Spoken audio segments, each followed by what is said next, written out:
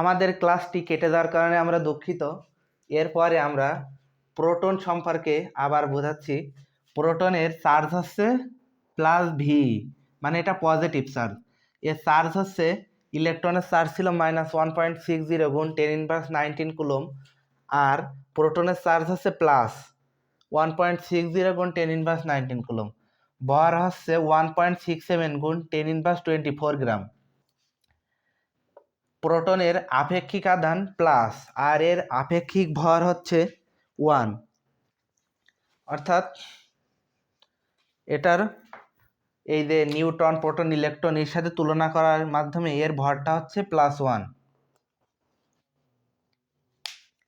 এরপরে আমরা জানবো নিউট্রন। নিউট্রন কি?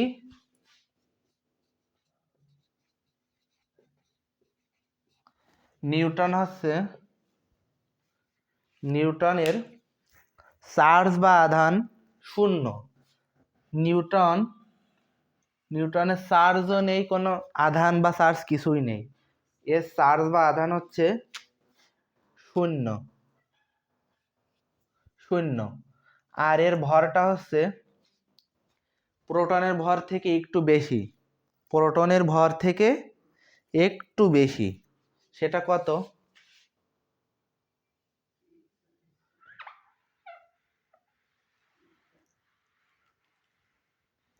অল্প একটু বেশি। সেটা হচ্ছে, ওইটা হচ্ছে 1.673 আর এটা হচ্ছে 1.675, এরকম বেশি, খুব সামান্য পার্থক্য।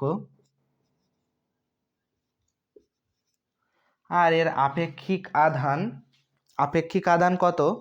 আপেক্ষিক আধান হচ্ছে 0। যেহেতু প্রোটনের ভরের সাথে এর যেহেতু চার্জ 0, সেহেতু আপেক্ষিক যে চার্জ সেইটাও 0। আর আপেক্ষিক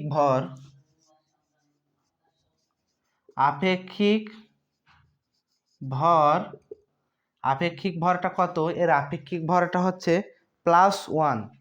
এর আপেক্ষিক ভরটা হচ্ছে +1। ভর তো প্লাস মাইনাস হয় না, এর আপেক্ষিক ভর হচ্ছে শুধু 1। কারণ ওই যে এর হচ্ছে 1.675 আর এর হচ্ছে 1.673, আর 10⁻24 তো কাটা গেল। তাহলে এইটা হচ্ছে 1 এর কাছাকাছি ধরা হয়। 1 হিসাবে সুবিধার্থে এটাকে আমরা 1 ধরি।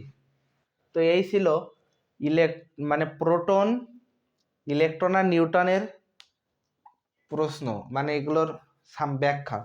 তো বইয়ে একটা ছকের মাধ্যমে এগুলো খুব সুন্দরভাবে দেওয়া আছে, ওই ছকটার মাধ্যমে আমরা এগুলো সুন্দরভাবে মুখস্থ করে নেব। এরপরে আমরা দেখব পারমাণবিক সংখ্যা আর ভর সংখ্যা।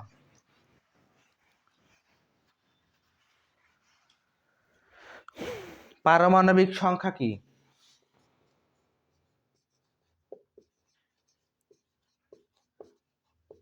পারমাণবিক সংখ্যা মানে কোনো মৌলের প্রোটন সংখ্যাকে ওই মৌলের পারমাণবিক সংখ্যা বলা হয়।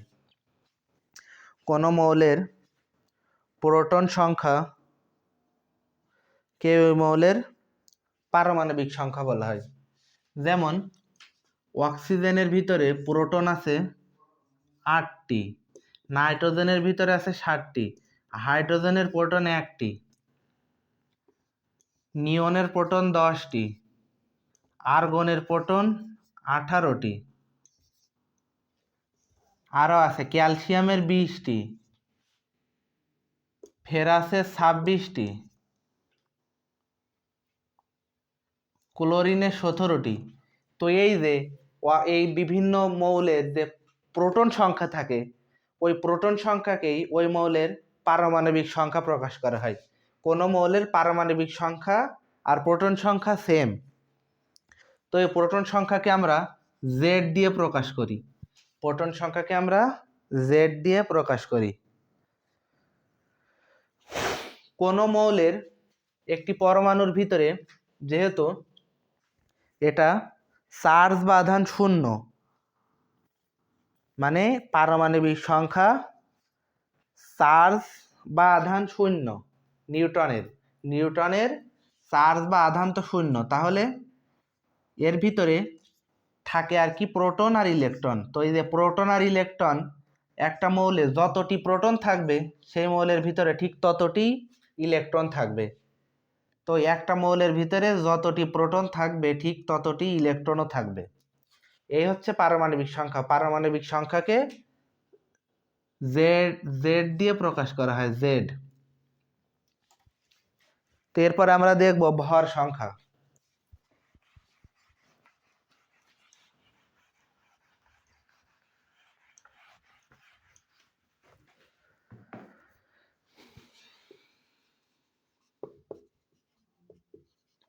ভর সংখ্যা কি? ভর সংখ্যা হচ্ছে প্রোটন আর নিউট্রন, একটা মৌলের ভিতরে যে প্রোটন আর নিউট্রন থাকে সেই দুইটা যোগ করলে ওই মৌলের ভর সংখ্যা হয়। এই ভর সংখ্যাকে এ দিয়ে প্রকাশ করা হয়। তো আমরা হাইড্রোজেনেরটাই দেখি যে এর ভর সংখ্যা কত। হাইড্রোজেনের প্রোটন একটি আর নিউট্রন নেই। একমাত্র হাইড্রোজেনই একটি মৌল যার নিউট্রন নেই। বাকি 117টি মৌলের প্রত্যেকেরই নিউট্রন আছে। তো হাইড্রোজেনের ভিতরে এই যে একটি প্রোটন আছে, তো আমরা প্রোটন বসালাম আর নিউট্রন নেই, শূন্য। তাহলে হাইড্রোজেনের ভর সংখ্যা, একটা মৌলের যে প্রতীক, সেই প্রতীকের মৌলের যে প্রতীক, সেই প্রতীকের এই পাশে লিখতে হয় প্রোটন সংখ্যা আর উপরের কোণায় লিখতে হয় ভর সংখ্যা। আমরা হিলিয়ামের ভর সংখ্যা কত দেখি। হিলিয়ামের ভর সংখ্যা কত?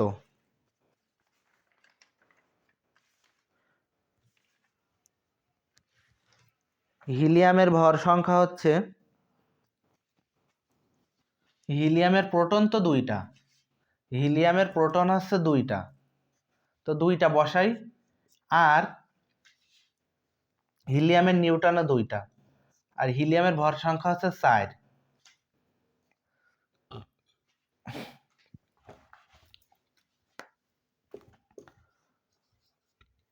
সোডিয়ামের ইলেকট্রন সংখ্যা বা প্রোটন সংখ্যা 11টা, আর ভর সংখ্যা, আসলে আমাদের কোথাও নিউট্রন সংখ্যা দেওয়া থাকে না। তো আমরা এটুকু জানলাম যে প্রোটন আর নিউট্রন সংখ্যা যোগ করলে ভর সংখ্যা হয়। তো এবার আমরা একটু নিউট্রন সংখ্যা বের করি। কোনো মৌলের প্রোটন আর নিউট্রন যদি যোগ করা হয় তাহলে ভর সংখ্যা আসে। তো আমাদের সোডিয়ামের ভর সংখ্যা কিন্তু 23 আর প্রোটন সংখ্যা 11। তাহলে আমরা তো এই সূত্রটা জানি যে ভর সংখ্যা সমান প্রোটন যোগ নিউট্রন। তাহলে আমরা নিউট্রন সংখ্যা যদি ভর থেকে প্রোটন বাদ দিই তাহলে তো সমীকরণ অনুযায়ী এটা মিলে যাবে। তো এর ভর সংখ্যা কত? 23টি। আর প্রোটন সংখ্যা কত? 11টি। থাকে কত? 12টি। তো সোডিয়ামের নিউট্রন হচ্ছে 12টি। নিউট্রন কত? 12টি।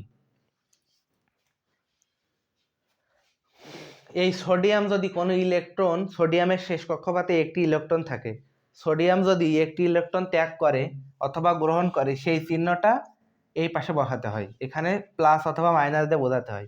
যদি ত্যাগ করে তাহলে প্লাস, যদি গ্রহণ করে তাহলে মাইনাস বসাতে হয়। তা আমাদের বইয়ে দুইটি কাজ দেওয়া আছে, যে লিথিয়াম এবং বেরিলিয়াম। লিথিয়াম দেওয়া আছে আর বেরিলিয়াম দেওয়া আছে। লিথিয়াম হচ্ছে 3 কত? 37। আর বেরিলিয়ামের হচ্ছে 49। তো এইটা হচ্ছে প্রোটন সংখ্যা, এটা ভর সংখ্যা, এইখানে এটা প্রোটন সংখ্যা, এটা ভর সংখ্যা। তো আমাদের বের করতে হবে হচ্ছে নিউট্রন সংখ্যা। তো নিউট্রন সংখ্যার সূত্র হচ্ছে ভর সংখ্যা মাইনাস প্রোটন সংখ্যা। তো এখানে ভর সংখ্যা কত? 7 আর প্রোটন সংখ্যা 3, তাহলে এটা হবে হচ্ছে 4। আবার বেরিলিয়ামের নিউট্রন সংখ্যা যদি বের করি তাহলে এর ভর সংখ্যা থেকে প্রোটন সংখ্যা বাদ দেব, দিলে ভর সংখ্যা হচ্ছে 9 আর প্রোটন সংখ্যা হচ্ছে 4, তাহলে হবে কত? 5। তো এইভাবে আমাদের ভর সংখ্যা থেকে প্রোটন সংখ্যা বাদ দিলে নিউট্রন সংখ্যা হয়। আবার প্রোটন সংখ্যা নিউট্রন সংখ্যা যোগ করলে ভর সংখ্যা হয়। আবার একটি মৌলের মানে আধান নিরপেক্ষ, নিউট্রন নিরপেক্ষ হওয়ার কারণে, আধান শূন্য হওয়ার কারণে, পরমাণু আধান নিরপেক্ষ হওয়ার কারণে এটা যে ইলেকট্রন আর প্রোটন সংখ্যা সেগুলো সমান হয়। তো এই ছিল আমাদের আজকের ক্লাস। আমাদের আজকের ক্লাসটি যদি তোমাদের ভালো লেগে থাকে তাহলে অবশ্যই লাইক করবে এবং শেয়ার করবে এবং আমাদের চ্যানেলটিকে সাবস্ক্রাইব করে আমাদের পাশে থাকবে। সকলকে ধন্যবাদ।